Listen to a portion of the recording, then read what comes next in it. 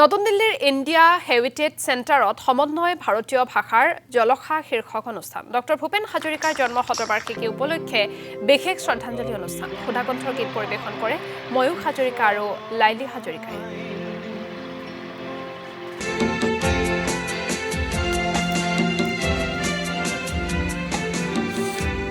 And that is the real confluence, I think, what he felt on the banks of river Brahmaputra.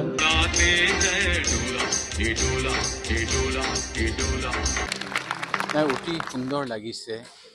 কৰবাত এই পৰিৱেশটো দেখিলে ভাল লাগি যায়, নহয় জানো? মুকলি আকাশৰ তলত আমি প্ৰত্যেকজন আহি পেলাই এই মঞ্চ আৰু শ্ৰোতা ৰাইজৰ মাজত একেলগে থিয় দি গান গাইছো।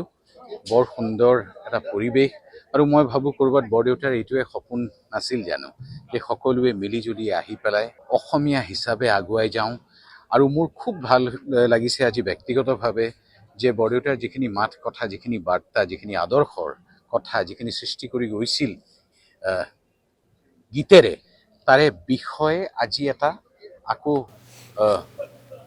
কিছু বছৰ পিছত আকৌ নতুন ধৰণে আমি নতুন দিল্লীৰ ৰাজধানীৰ এই সুন্দৰ অনুষ্ঠানটিত আৰু অলপ বিয়পাই দিব পাৰিলোঁ আৰু বিলাই দিব পাৰিলোঁ।